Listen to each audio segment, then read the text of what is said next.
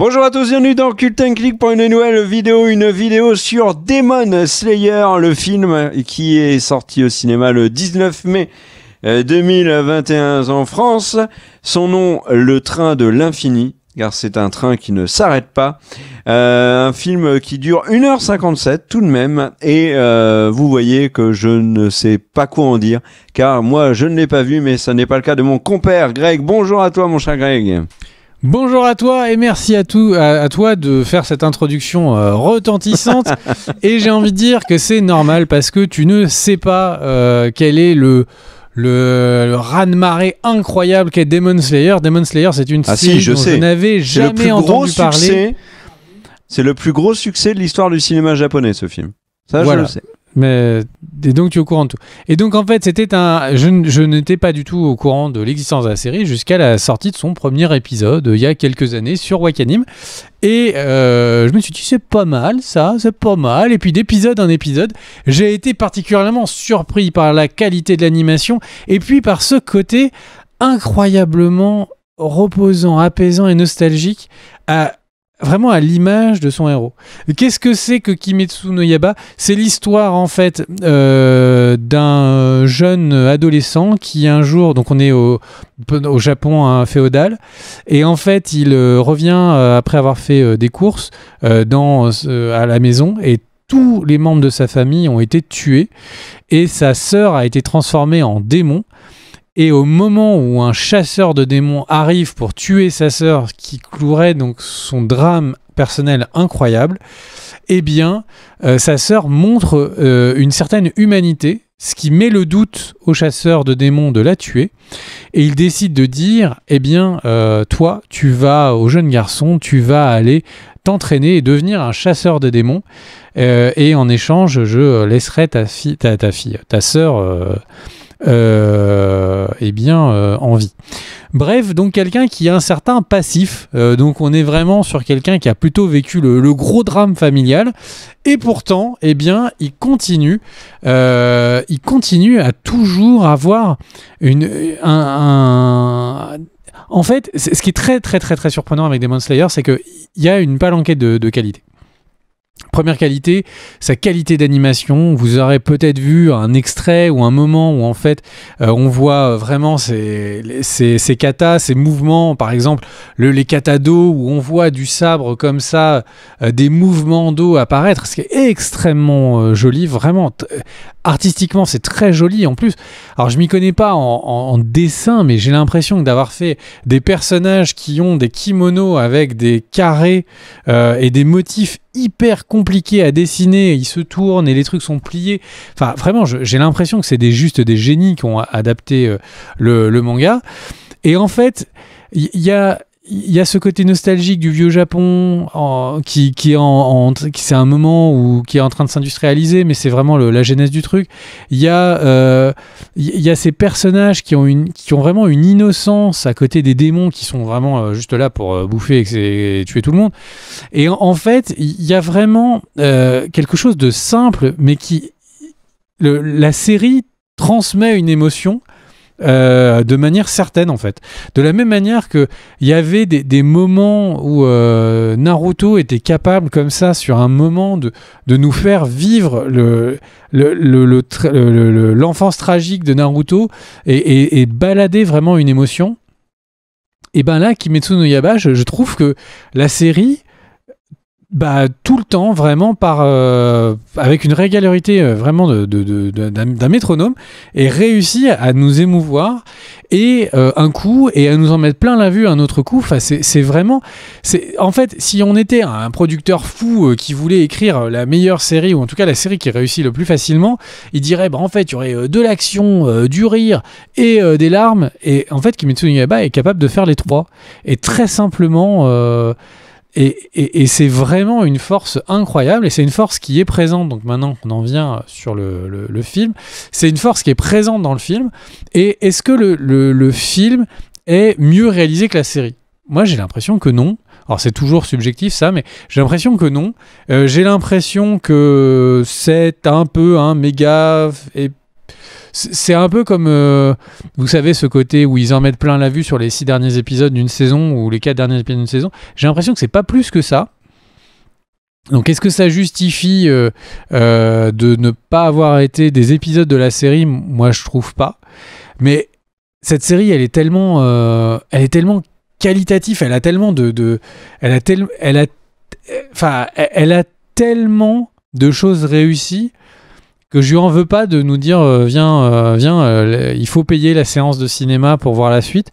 Je lui en veux pas. La série réussit vraiment des moments importants et on fera un peu de spoil sur la fin de la vidéo. Mais le truc, c'est que ce film est vraiment à l'image de la série. Il est simple, son scénario est simple. Il y a vraiment pas de complexité. Alors sans doute que maintenant que j'ai lu et fini le manga, forcément j'ai moins la surprise que j'avais en regardant les premiers épisodes de la série, mais vraiment il y a une simplicité et pourtant tout marche et pourtant je m'attendais à tel ou tel moment d'émotion et pourtant le film a réussi à me les mettre, mais voilà, vraiment quelque chose qui est étonnant de simplicité, de beauté. Enfin, vraiment, le moment où on est dans le cœur, donc sans vouloir trop en dire, dans le cœur du protagoniste principal, en fait, ce moment est hyper joli, hyper beau. On a l'impression que c'est des plans qui pourraient être retirés d'un Your Name. Et c'est un moment où c'est important que ce soit joli et beau par rapport à l'histoire.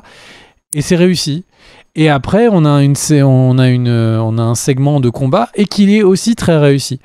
Mais vraiment un sans faute, sans défaut.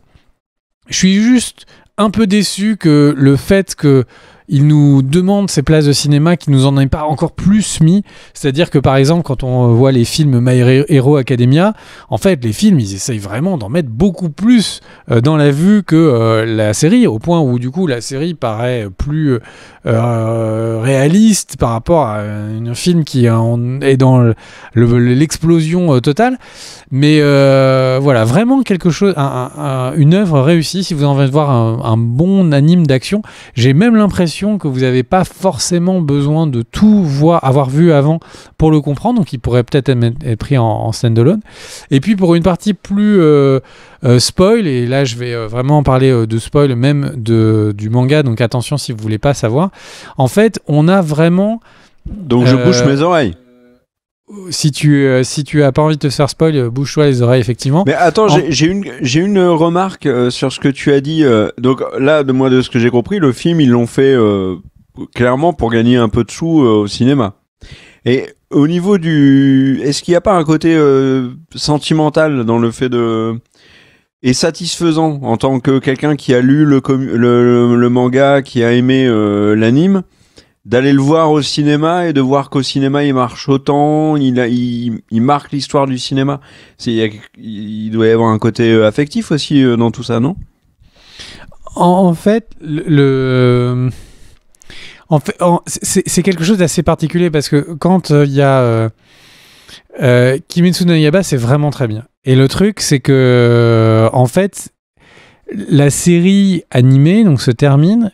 Quasiment dans la foulée se termine le manga et du coup maintenant que le film sort en Occident, mais c'était déjà un peu vrai quand le film sort au cinéma au Japon, en fait c'est une clôture et donc on a l'impression que c'est chouette qu'il y ait une clôture, qu'il y ait une explosion, un feu d'artifice comme ça sur le succès de cette série qui vraiment le mérite, mais en fait, on est dans un moment qui est un peu bâtard parce que du coup, pour moi, c'est une œuvre du passé maintenant, Demon Slayer. La fin est vraiment bien.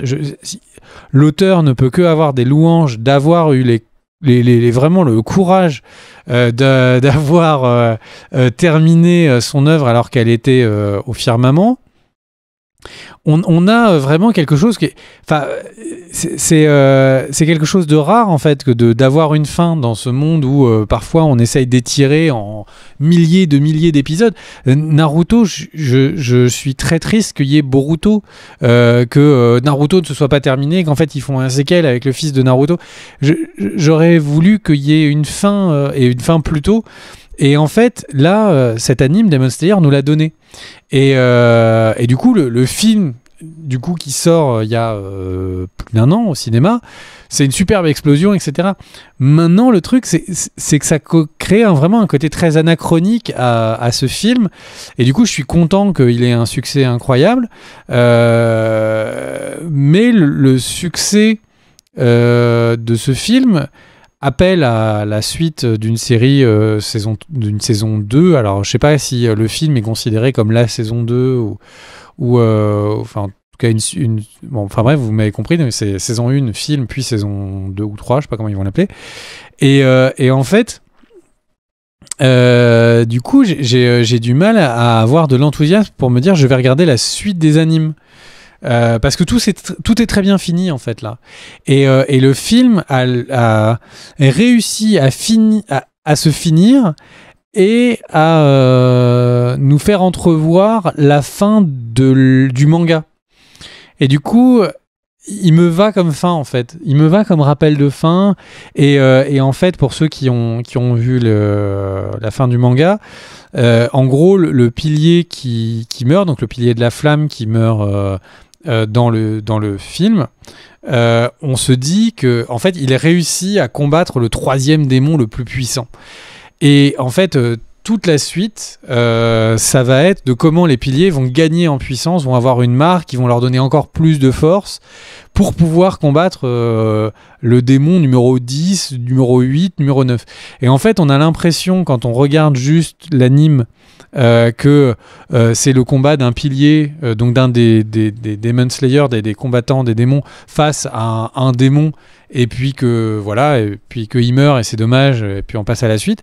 Alors qu'en fait on voit peut-être celui qui est potentiellement le plus puissant de tous les piliers des piliers, ou en tout cas peut-être ex aequo avec le premier, et que peut-être il aurait été un chasseur de démons incroyable, peut-être le plus grand chasseur de démons avec le temps. Et du coup, c'est une relecture qui est sympa de voir, et qui permet de pas se dire que ce personnage qui a été important, qui a marqué, en fait, il était mort pour rien, et puis que c'était en fait un personnage secondaire. Là, c'est intéressant de revoir le film, et puis ça explique pourquoi le héros, du coup, prend la garde de son katana par la suite.